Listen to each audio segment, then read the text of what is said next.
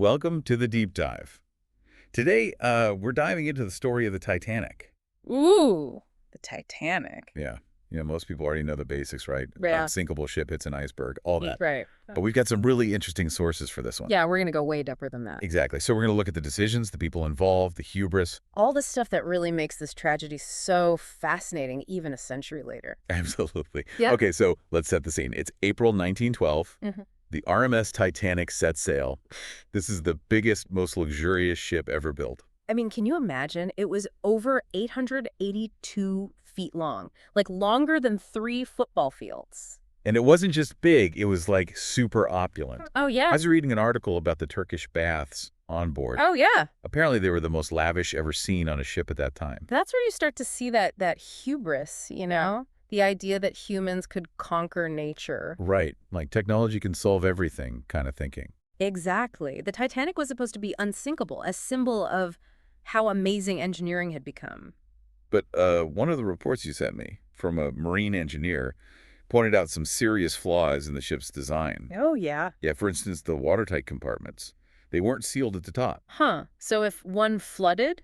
The water could spill over to the next one, and then the next one like a domino effect. Oh, wow. And what's crazy is this flaw, it was actually debated before the Titanic was even launched. They knew about it. Yeah, but concerns about the cost and, well, just the overwhelming belief that the ship was so strong, they just overlooked it. I mean, I guess they thought nothing could sink it. Yeah, and the engineer in that report, he argued that even with the flaw, the Titanic might have stayed afloat longer if they'd made different decisions during damage control. So it wasn't just the flaw itself, but how they reacted to it, too. Exactly.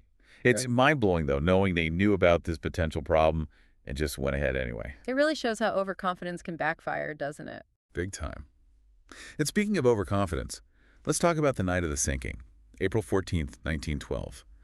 They got multiple warnings about icebergs in the area. Oh, they did? Yeah, multiple. Although, But they kept going at nearly full speed, how fast were they going? like 22 knots, which is pretty standard then. I guess so. But thinking about it now, with those warnings, those conditions, it seems so reckless. It does, yeah. I guess they were really focused on sticking to the schedule and Yeah. living up to the Titanic's reputation for speed, Makes sense. in a way. Wait, so they knew W about icebergs and still kept going that fast? Why? Well, you have to remember the context. Back then, technology was advancing so rapidly, there was this huge belief in human progress. I guess so, yeah. And the Titanic was like a symbol of that progress. Yeah, a symbol that could conquer any obstacle. Right. It's easy to judge now, looking back, but back then, there was this real sense that these ships could overcome anything. Okay, I get it. But there were other problems that night too, right? Like with the lifeboats. Oh, right. You know, the Titanic only had enough lifeboats for about half the passengers and crew. Seriously. Yeah. I mean, it wasn't illegal back then, Yeah. but it was a decision driven by aesthetics. Yeah. They didn't want to clutter the deck. Really? Yeah. They thought it would look bad, I guess. And of course, they believed the ship couldn't sink anyway. It's like they were putting looks and ego ahead of safety. It really does seem that way, doesn't it? And you mentioned something else that seemed really strange. The lookouts in the crow's nest, they didn't have binoculars that night. Oh, that's right. I had almost forgotten about that. Seems like a small thing, but Huge implications. They couldn't see as far ahead as they could have. because they didn't have binoculars. Yeah, the key to the locker where they were stored was left behind in Southampton. Can you believe that? No way. Are you serious? Yeah. It's like a series of unfortunate events, but with tragic consequences, not funny ones. So it's 11:40 p.m., April 14th. The Titanic is cruising through the North Atlantic at full speed. Lookouts are trying to see in the dark without binoculars, and there aren't enough lifeboats for everyone. Sets the stage for disaster, doesn't it? What happens next? Well, even without the binoculars, they did spot the iceberg eventually. They did. But it was way too late. Oh, no. Yeah, they only had something like 37 seconds to react. 37 seconds. Oh, my gosh. I can't even imagine. They tried to turn, of course, but the Titanic was so big, so heavy, moving so fast. It was just too late. Yeah, the impact ripped through the side of the ship, below the waterline. So that's where those watertight compartments come in, right? Like that was supposed to be the safety feature. Yeah, exactly. But remember, they weren't sealed at the top. Oh, right. So even though the first few compartments flooded like they were designed the to, water just spilled over into the next? and then the next and the next. Oh, wow. At that point, there was just no stopping it. The ship was going down. So what happens to everyone on board? The passengers, the crew, That's where things get really, really tragic. You see, your chances of survival on the Titanic depended a lot on what class you were traveling in. I was reading about that, yeah. First-class passengers had a much higher chance of survival, something like 62%. Yeah. And third-class passengers, especially the immigrants. They only had like a 25% chance. It's awful. It is, yeah. I mean, the people in first class, they were on the upper decks. They had much easier access to the lifeboats. Right, closer. Yeah, closer.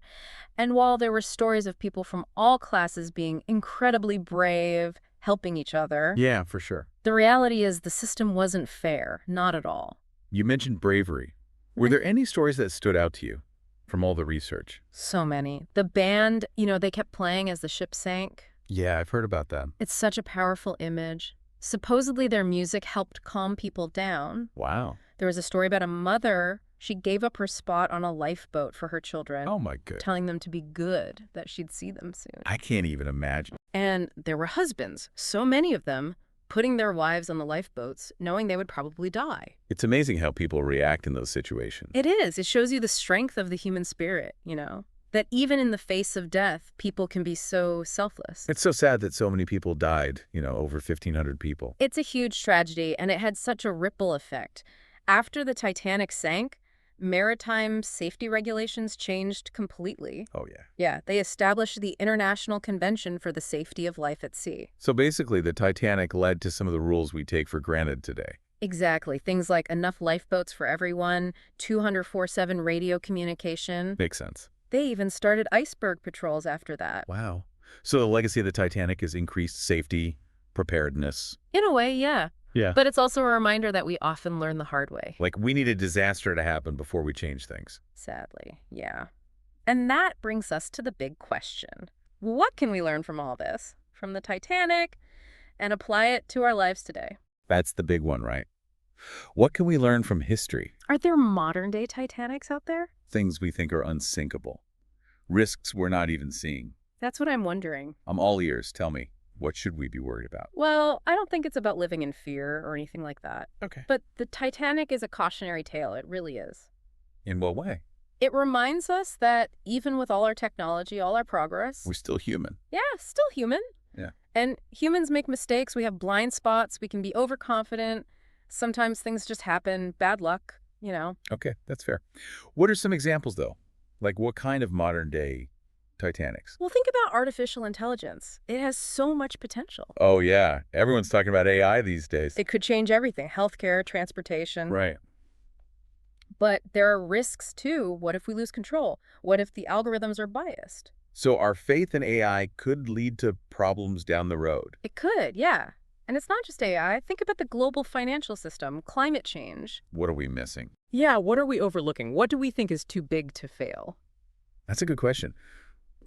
What should we do with this information, though? It's kind of overwhelming. That's where you come in, the listener.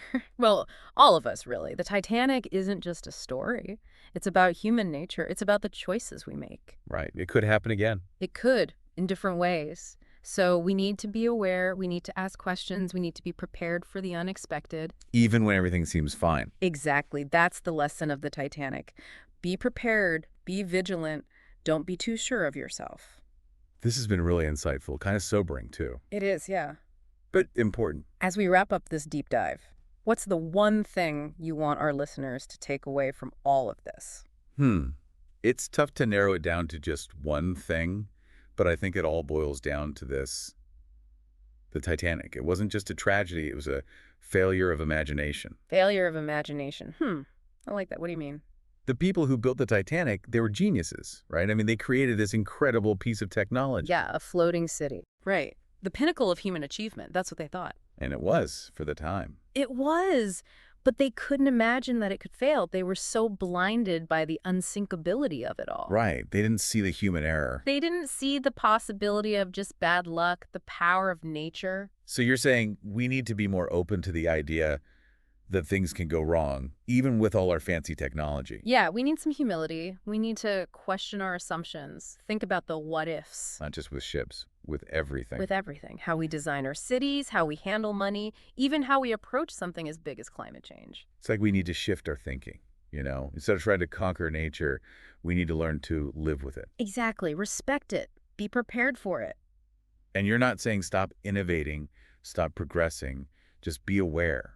Be aware, be responsible, think about the consequences, good and bad. This deep dive, it's really come full circle. Hasn't it? We started with hubris, and now we're ending with humility.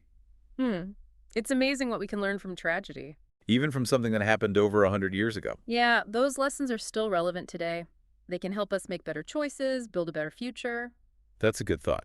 And on that note, I want to thank all our listeners for joining us on this journey. Yeah, thanks for listening, everyone. We hope you learned something, maybe even started thinking about things in a new way. And maybe you'll even be inspired to do some exploring of your own.